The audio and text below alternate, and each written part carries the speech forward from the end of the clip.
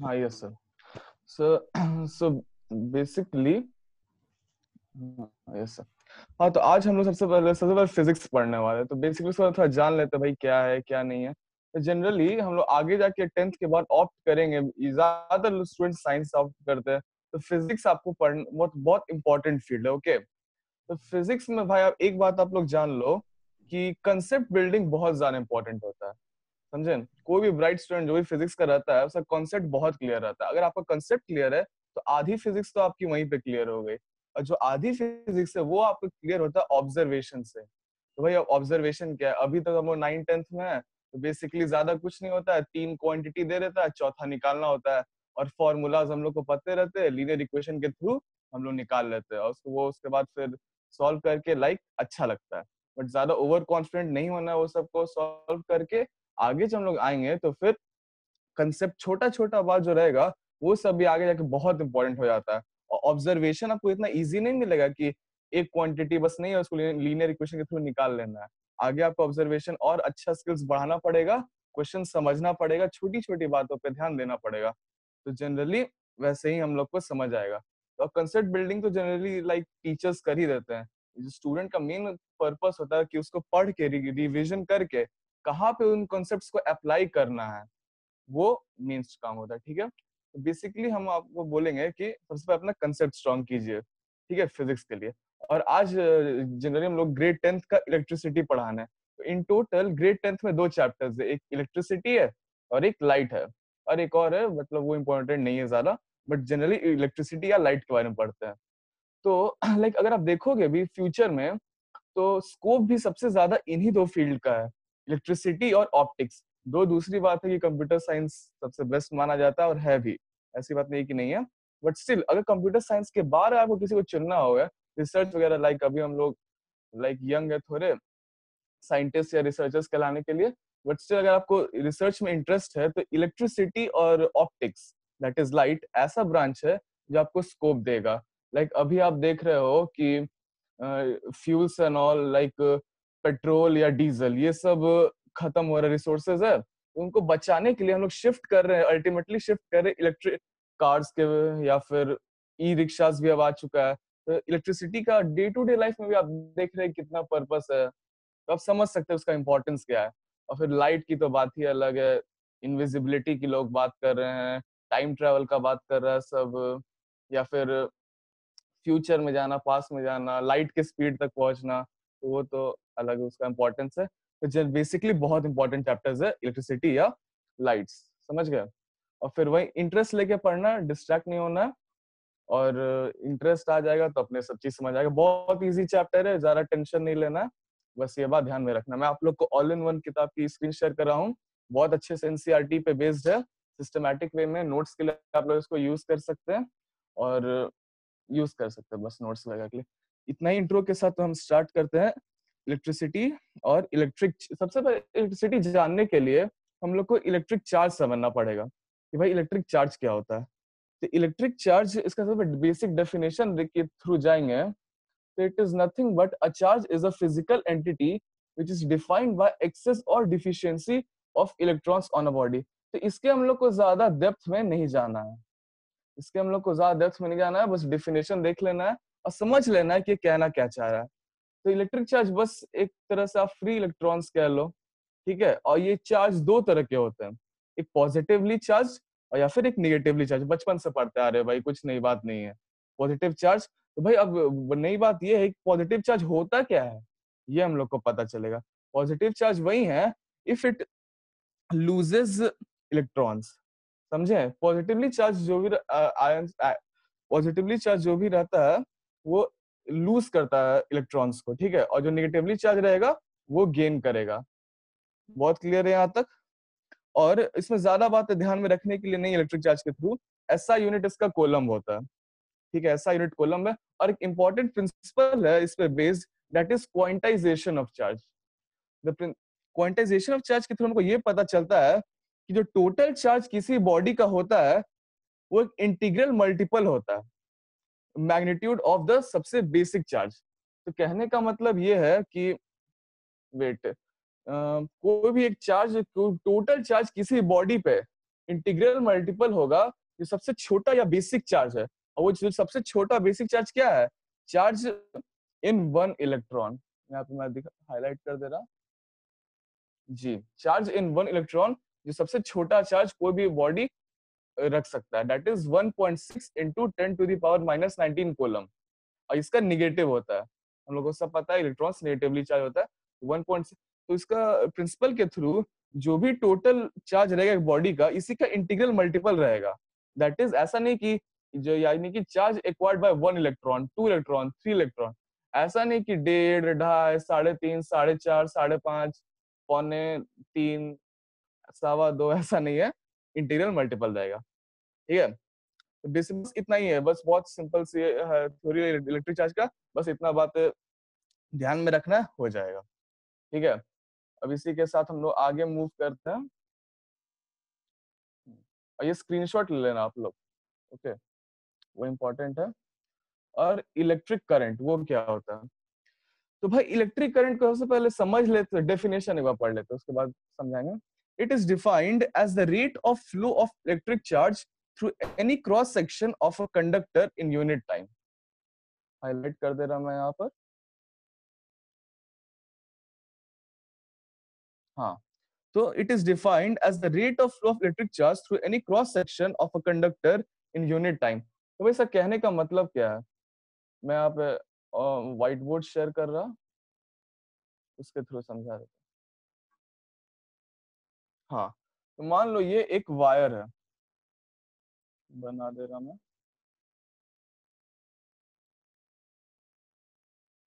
हाँ, ये एक वायर है, ठीक है। अब एक चार्ज इसके अंदर है, और ये सब जो डॉट डॉट है ये सब फ्री इलेक्ट्रॉन्स हम लोग का, जिसको हम लोग इलेक्ट्रिक चार्ज कहते हैं, जो अभी कुछ देर पहले पढ़ा था, यही है वो इलेक्ट्रिक चार्ज, ठीक है। और ये सब फ्री इलेक्ट्रॉन्स है, ये मूव करे, ये सब ऐसे ही रैंडमली मूव कर रहा है, मान लो करंट इसके अंदर से फ्लो किया, ठीक है, तो ये चार्ज एनी क्रॉस सेक्शन का बात किया गया है। ये जो ब्लू से मैंने किया है, ये क्रॉस सेक्शन है आपका, और फ्लो करेगा कितना इलेक्ट्रिक चार्ज फ्लो करता है उस क्रॉस सेक्शन में पर यूनिट टाइम में, ठीक है। कितना इलेक्ट्रिक चार्ज फ्लो करता है किसी भी क्रॉस सेक्शन से किसी यूनिट टाइम में, उसी को कहते हैं इलेक्ट्रिक करंट। आम भाषा में flow of electric charge, rate of flow of electric charge is known as electric current. बस इतना याद रख लेना, इससे ज्यादा कुछ नहीं है। और इजी वे में अंडरस्टैंड करने के लिए 9th ग्रेड में हम लोग ने पढ़ा था मोशन। मोशन में क्या था भाई, displacement by time is equals to velocity, है कि नहीं, सॉरी स्पीड। बस सेम चीज यहाँ पर है, यहाँ पे डिस्टेंस की जगह चार्ज है, टाइम टू टाइम ही है, और स्पीड की जगह करंट है। तो इसी को एक तरह से आप ये भी कह सकते हैं the speed of charge is known as current, but ऐसा लिखना नहीं है, समझने के लिए है, ओके। अब इसका बात आता है कि ऐसा यूनिट क्या है, ऐसा, ओके, मैं स्क्रीन शेयर कर रहा था आप लोग के नेक्स्ट पेज पे, नोट्स से बेटर अंडरस्टैंडिंग मिलेगा।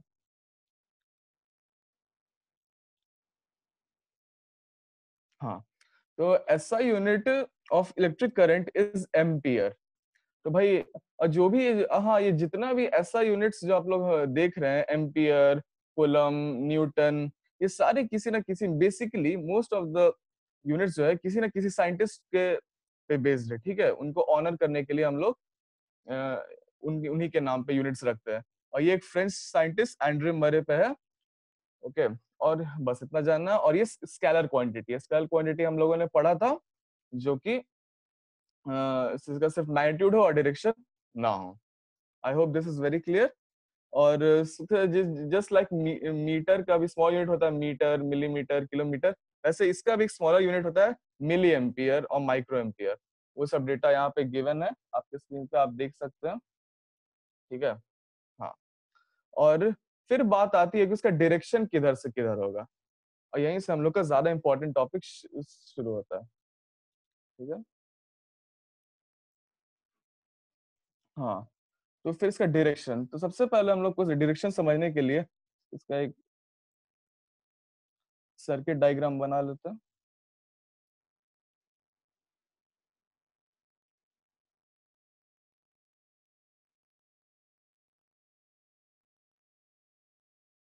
हाँ, इन थोड़ा घटिया है बट समझने का ट्राई कीजिएगा। ये हम लोग का बीच में शेल है और शेल का एक डायग्राम अलग से हम लोग बना लेते हैं। वैसे तो ये हम लोग को पढ़ना नहीं है बट समझ जाए तो क्या दिक्कत है। हाँ, तो जनरली ये एक हम लोग का बैटरी है, ठीक है। इसके अंदर कुछ इलेक्ट्रोलाइसिस होता है, प्रोसेस है जो कि अभी पढ़ना नहीं है, केमिस्ट्री का पार्ट है। और इसके अंदर कुछ केमिकल रिएक्शंस होता है जिसके थ्रू पोटेंशियल डिफरेंस क्रिएट होता है। पोटेंशियल डिफरेंस भी पढ़ा देंगे, जस्ट अ सेकेंड। यहाँ जिसके थ्रू जितना भी निगेटिवली चार्ज होता है वो एक तरफ हो जाता है, और जितना पॉजिटिवली चार्ज होता है वो एक तरफ हो जाता है, ठीक है। और ये दोनों डिवाइड हो जाता है, और वही चीज हम लोग यहाँ पे देख रहे हैं। यहाँ पर वही निगेटिव एक तरफ है, पॉजिटिव एक तरफ है। और जनरली जो इलेक्ट्रॉन्स है, और ये मान लीजिए हमारा यहाँ पर एक वायर है कुछ फ्री इलेक्ट्रॉन्स के साथ, ठीक है। और इलेक्ट्रॉन्स तो हम लोग को पता ही निगेटिवली चार्ज होता है भाई, ठीक है। तो जो जब जो इलेक्ट्रिक करंट उसके अंदर से फ्लो करेगा, ठीक है, तो ये निगेटिव से फ्लो कर रहा है, और इधर भी निगेटिव है तो निगेटिव निगेटिव रिपेल करेगा। और यहाँ इधर पॉजिटिव है और इधर निगेटिव है तो ये अट्रैक्ट करेगा एक तरह से, ठीक है। इधर से रिपेल हो रहा है और इधर से अट्रैक्ट हो रहा है। तो इसी तरह से जनरली फ्लो ऑफ चार्जेस होता है और यही लीड करता है इलेक्ट्रिक करंट को, ठीक है। और इसका डायरेक्शन को लेके बहुत इश्यूज क्रिएट हुआ है जिसको आज सॉल्व करने ट्राई करते हैं। ये मान लीजिए एक बीकर है, ठीक है। ये एक बीकर है, एक्चुअली दो है, दोनों एक दूसरे से कनेक्टेड है, और इसमें वाटर भरा हुआ है, ठीक है। ये हायर कॉन्सेंट्रेशन है, इसमें लो कॉन्सेंट्रेशन, इसमें थोड़ा सा ही पानी है, ठीक है। तो जाहिर सी बात है कि जो जिसमें ज्यादा पानी रहेगा उधर से वाटर फ्लो करेगा कम वाले में। क्यों? क्योंकि उधर हायर कॉन्सेंट्रेशन है और इधर लोअर कॉन्सेंट्रेशन, ठीक है। तो इसके थ्रू वाटर फ्लो करेगा। इसी कंसेप्ट को ध्यान में रखते हुए जो हमारा पूर्व साइंटिस्ट लोग थे, वो लोग भी सोचे कि जनरली हम लोग क्या करते हैं, पॉजिटिव को बड़ा मानते हैं और निगेटिव को छोटा। उन्हें सोचा कि पॉजिटिव से निगेटिव फ्लो करेगा चार्जेस। इसी को ध्यान में रखते हुए उन्होंने एक गलत थ्योरी हमें दे दी कि charges move from positive terminal to negative terminal. उनके अकॉर्डिंग ये डायरेक्शन है करंट का। और लेकिन जस्ट बिकॉज उन्होंने इतनी मेहनत की है और ये थ्योरी दिया है, उसको ऑनर रखने के लिए हम लोग इसी डायरेक्शन को सही मानते हैं और इलेक्ट्रिक सर्किट में भी यही यूज करेंगे हम लोग, ठीक है, जस्ट ऑनर करने के लिए। बट रियलिटी में हम लोग को पता चल गया एक्सपेरिमेंट्स के थ्रू कि रियल वाला डायरेक्शन जो है वो इसके ऑपोजिट है, that is from negative terminal to positive terminal. I hope इतना आप लोग को क्लियर हो, ठीक है। तो अब इसी के थ्रू हम लोग हम यहाँ पे हम लोग ने इलेक्ट्रिक पोटेंशियल की बात की थी, दैट इज पोटेंशियल डिफरेंस। तो भाई अब क्वेश्चन उठता है कि पोटेंशियल डिफरेंस क्या होता है, ठीक है। तो वो भी एक्सप्लेन कर दे रहे हैं। पोटेंशियल डिफरेंस यहाँ पे तो वो कुछ केमिकल्स मिक्स होकर बैटरी में ट्रीट करते हैं पोटेंशियल डिफरेंस। बट उसका एग्जैक्ट जो डेफिनेशन है, that is it is the it is defined as the work done per unit charge in moving a unit positive charge from one point to the other point. Wait, ऐसे आप लोग समझिए। हाँ, तो यहाँ से कुछ केमिकल रिएक्शंस होगा जिससे करंट मूव करना शुरू करेगा। भाई जो वो करंट क्या है, एक तरह से लाइक एक फोर्स एक्सर्ट कर रहा है ना, एक वो फोर्स एक्सर्ट कर रहा है जिसके थ्रू उस फोर्स के वजह से चार्जेस डिस्प्लेसमेंट कर रहा है।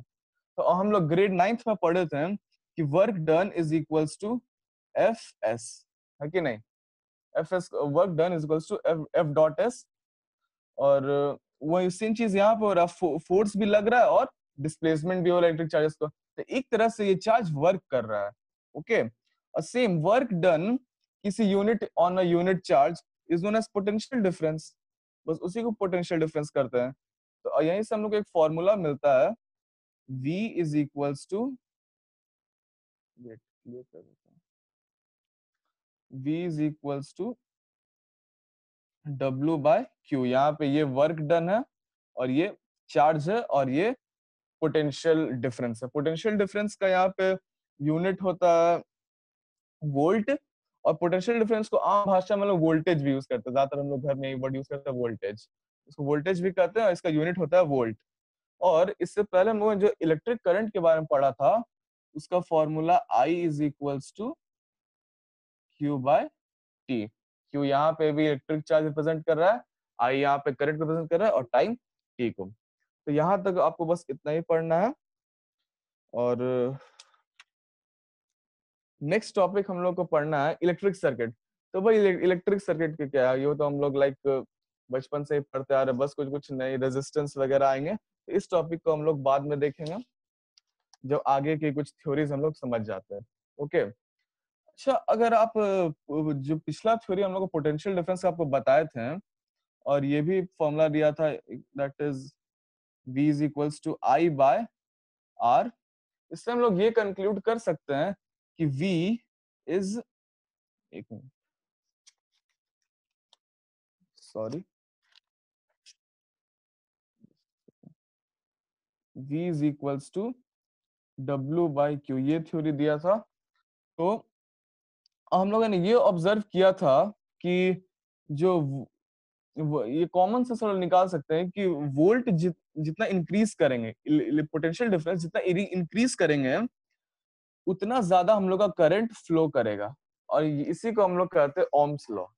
अकॉर्डिंग टू ओम्स लॉ, जितना ज्यादा पोटेंशियल डिफरेंस होगा उतना ज्यादा करंट होगा, और जितना कम पोटेंशियल डिफरेंस होगा उतना कम करंट होगा। ओके, तो इसी को हम लोग ओम्स लॉ कहते हैं, that is V is directly proportional to I, ये वाली बात, इसी को ओम्स लॉ कहते हैं।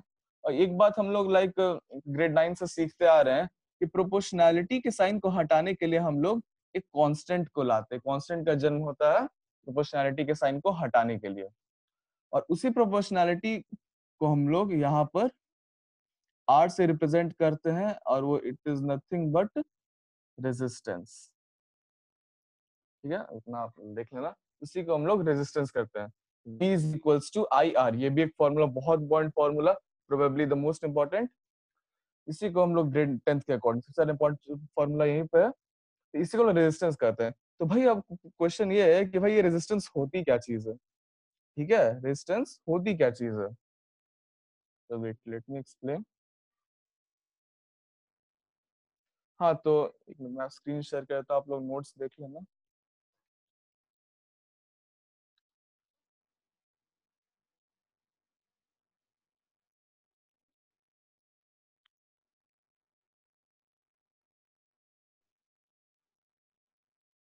ये स्क्रीनशॉट ले सकते हैं आप लोग। और इट इज दैट, रेजिस्टेंस का बेसिक डेफिनेशन देख लेते हैं। Okay, basic definition, it is that property of a conductor by virtue of which it opposes or resists the flow of charge through it. Okay, तो ये हम लोग का like basic definition देख लीजिएगा ये वाली। हाँ, अब एक second,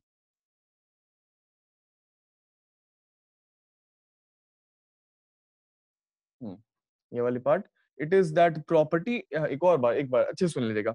it is that property of a conductor by virtue of which it opposes or resists the flow of charge through it. Okay, तो समझते हैं ये कहना क्या चाह रहा है। तो भाई ज्यादा दिमाग नहीं लगाना, लास्ट ईयर हमने मोशन पढ़ा है, तो उसमें हम लोग फ्रिक्शन पढ़े थे। ओके, फ्रिक्शन भी पढ़ते आ रहे हैं। तो फ्रिक्शन क्या था, बेसिकली फ्रिक्शन बस किसी भी ऑब्जेक्ट के मोशन को अपोज करता है, इरेगुलरिटी थोड़ा थोड़ा सरफेस पे होता है, जिसका काम ज्यादा कुछ नहीं है, बस अपोज करना है। सेम काम यहाँ पे पूरी इलेक्ट्रिसिटी चैप्टर में रेजिस्टेंस करेगा। ठीक है, सेम चीज पूरे चैप्टर में रेजिस्टेंस करेगा कि अपोज करेगा फ्लो ऑफ करंट को। तो फ्लो ऑफ, तो जनरली रेजिस्टेंस का मेन और बेसिक सबसे ज्यादा इंपॉर्टेंट काम होता है कि वो फ्लो रोकेगा फ्लो ऑफ इलेक्ट्रिक करंट को। तो अब सवाल उठता है कि रेजिस्टेंस को कैसे हटाएं, ठीक है, और या फिर उसको लाना, उसका भी बहुत इंपॉर्टेंस आप लोग को आगे पता चलेगा। बट जनरली रेजिस्टेंस कुछ फैक्टर्स है उन पे डिपेंड करता है। ओके, तो basically those factors are that length of the conductor, area of cross section और नेचर ऑफ द मटेरियल। ठीक है, एक मैं स्क्रीन शेयर कर रहा एक्सप्लेन करने, व्हाइट बोर्ड है।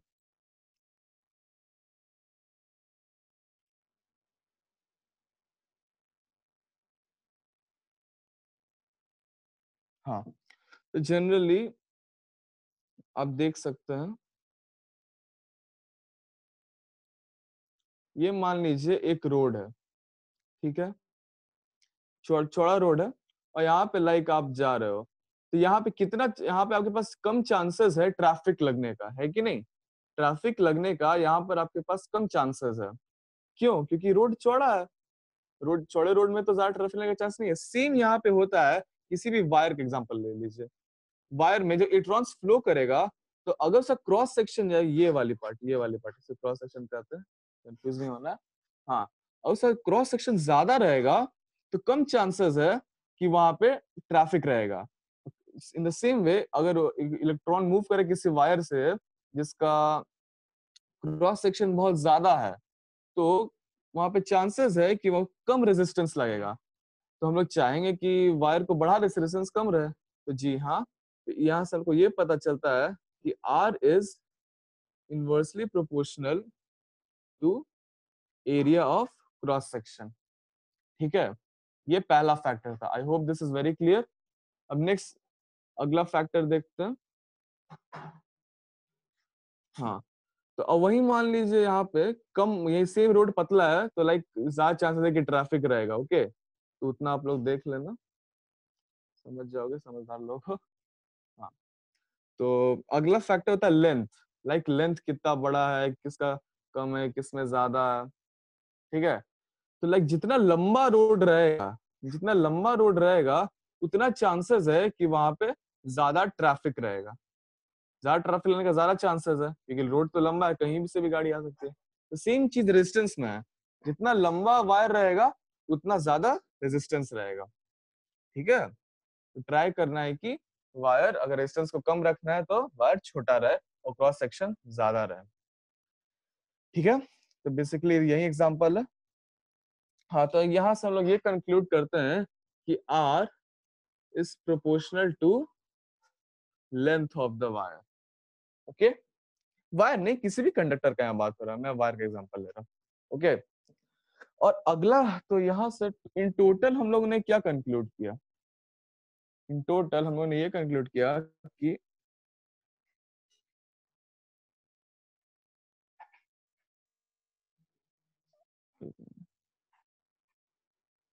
हाँ, R is proportional to L by A।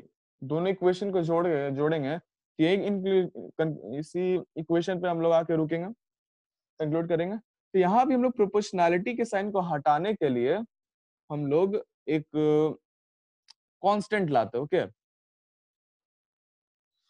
यहाँ से हम लोग को मिलता है R is equals to rho L by A। यही फॉर्मूला हम लोग का रेजिस्टेंस का। ओके, तो अभी तक इतना चीज आप लोग को क्लियर होना चाहिए, that rho is equals to R is equals to rho L by A। यहाँ तक आई होप कोई डाउट ना हो, सारे टॉपिक्स मैंने कवर कर लिया है। तब यहाँ से रेजिस्टिविटी का बात करते हैं कि रेजिस्टिविटी आखिर होती क्या चीज है। Okay, just a second.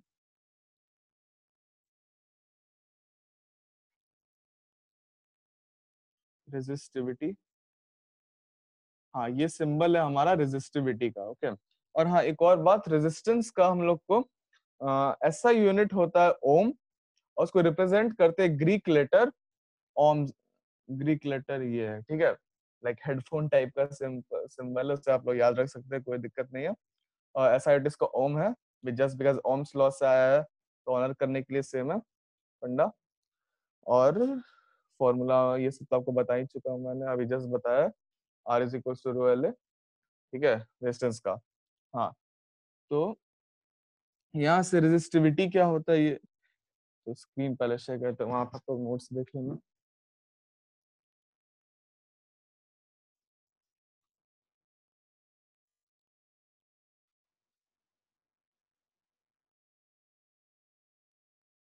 हाँ, तो resistivity यहाँ, हाँ, it is defined as the resistance of a conductor of unit length and unit area of cross section. Its SI unit is ohm meter. मैं वो highlight कर दे रहा.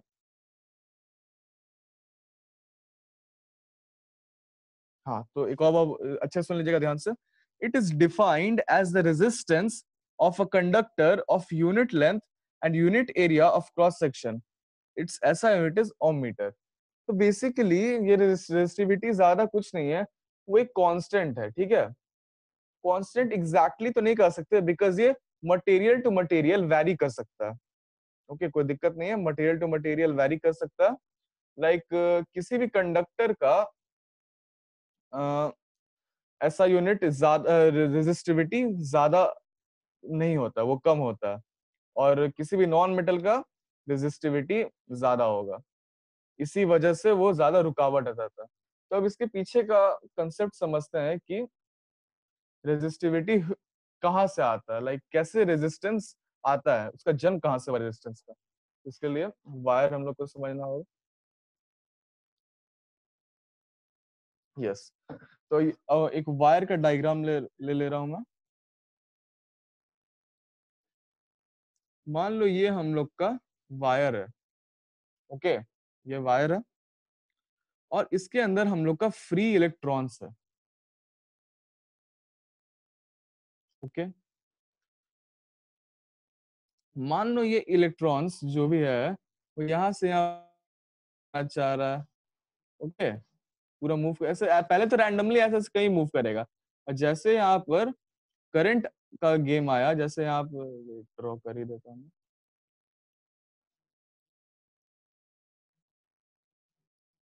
जैसे कुछ शेल से कनेक्ट किया तो अ, जैसे कनेक्ट किए तो फिर मूव करने लग गया इन अ स्ट्रेट पाथ. जैसे वो यहाँ से निगेटिवली चार्ज आयन आया तो ये फिर इस डायरेक्शन में मूव करना शुरू कर गया. तो अब इसी को अपोज करता है रेजिस्टेंस. ओके, मान लो यहाँ पे एटम से कुछ पार्टिकल्स होगा, होगा ना भाई, मटेरियल है उसके अंदर भी तो कुछ पार्टिकल होगा फिर इलेक्ट्रॉन्स के अलावा. तो वो कोलाइड करने लगता है फ्लो ऑफ इलेक्ट्रॉन से. फ्लो ऑफ इलेक्ट्रॉन से वो कोलाइड करता है तो उसको रुक जाता है, उसके उसके पाथ में रुकावट पैदा कर देता है, और उसी रुकावट को हम लोग रेजिस्टेंस कहते हैं. Okay, I hope that's clear. मान लो इलेक्ट्रॉन है भाई, ऐसे मूव कर रहा है, सामने कुछ है, मान लो किसी भी एटम का एक पार्टिकल है, तो उससे कोलाइड करेगा, फिर इधर जाएगा, फिर इससे कोलाइड करेगा, ऐसे ऐसे घूम घूम के अल्टीमेटली वो सीधा ही जाता है. ओके, अल्टीमेटली वो सीधा ही जाता है, बट थोड़ा दिक्कत आ जाता है. उसी दिक्कत को हम लोग रेजिस्टेंस कहते हैं. ओके, अब आगे हम लोग पढ़ेंगे कि रेजिस्टेंस को कैसे, लाइक उसका इम्पोर्टेंस क्या है, क्या इम्पोर्टेंस है, लाइक रोकता है तो फिर वो जो उसका हीटिंग इफेक्ट में हम लोग को पढ़ना है, लाइक बल्ब कैसे ग्लो करता है, हीटिंग इफेक्ट की वजह से होता है. हम लोग का आयरन कैसे लाइक काम करता है, तो वो सब रेजिस्टेंस के कारण ही होता है basically. Okay, and yes I am concluding, some it's left. हाँ, तो बेसिकली आज हम लोग रेजिस्टिविटी तक ही पढ़ेंगे. ओके, इनके अलावा कुछ नहीं. और एक और चीज हम लोग को ध्यान में रखना है कि क्या चीज से मेजर करते हैं. ओके, मेजर क्या चीज से किया जाता है, जस्ट अ सेकंड. हाँ, तो हम लोग जो इलेक्ट्रिक करंट है उसको हम लोग मेजर करते हैं एम मीटर से. Okay, electric current is basically measured by ammeter. तो एम मीटर ये सब बोर्ड्स के पॉइंट ऑफ व्यू से बहुत इंपॉर्टेंट है. हाँ, तो इलेक्ट्रिक करंट को हम लोग मेजर करते हैं एम मीटर से, और उसका it is a low resistance device which is always connected in series with the device through which the current is to be measured. तो मान लो भाई एक बल्ब है हमारा, ये बना दे रहा हूँ, हमारे क्या हम सबका है. हाँ, ये मान लो एक बल्ब है, तो इसके हमेशा सीरीज में, लाइक ये सीरीज हो गया. ओके, इसके थ्रू यहीं पे कनेक्ट किया जाता है सीरीज में, और इसी को कहते हैं और हाँ, एमीटर हमेशा इसी के बगल में कनेक्ट किया था सीरीज में. और इसका रेजिस्टेंस काफी लो होता है. ओके, इसका रेजिस्टेंस काफी लो होता है, क्यों? भाई करंट पास करने देगा तभी ना मेजर करेगा, सिंपल सा लॉजिक है। अपोज ही कर देगा तो फिर मेजर कैसे होगा? इससे उसका रेजिस्टेंस बहुत ही कम रहता है, बहुत कम, ताकि करंट इजिली मेजर हो सके। तो ये बात याद रखना है कि current is measured by ammeter. Okay, हाँ। तो अब एक देख लेते हैं voltmeter. Voltmeter is the electric potential difference between 2 points in a circuit is measured using a device called voltmeter. It is a high resistance device which is always connected in parallel with the components through which potential difference is to be measured. Okay, तो सुनो volt meter क्या कह रहा, तो same वही bulb है भाई हमारा, हम सबका प्यारा बल्ब। हाँ, ये बल्ब है और हमेशा इसके पैरेलल में ही कनेक्ट होगा। ओके, वेट, इधर स्पेस नहीं है।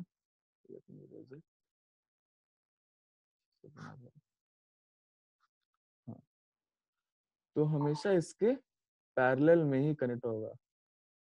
समझ लो ना यार, यहाँ पे हम लोग का वो है, ठीक है, वोल्ट मीटर। ओके, अब उसके हमेशा पैरेलल में, सीरीज में नहीं, उसके ठीक ऊपर या नीचे भी कर सकते थे, वो उसके हमेशा पैरेलली लेकिन कनेक्टेड रहेगा। ओके, और इसका रेजिस्टेंस काफी हाई रहता है। It is a high resistance device which is always connected in parallel। तो फिर हाँ, तो हाई रेजिस्टेंस क्यों आता है, ये क्वेश्चन आता है, ताकि वो कितना वोल्ट, कितना एनर्जी उस पर भेजा जा रहा है वो मेजर कर सके। इसके लिए हम लोग को हाई रेजिस्टेंस की जरूरत पड़ता है। और इसीलिए जनरली क्वेश्चन भी आ सकता है, what is the difference between volt meter और एमीटर। तो बेसिकली आप इसके बता सकते हो। ओके, कोई दिक्कत नहीं है। अब टाइम, आज का सेशन ऑलमोस्ट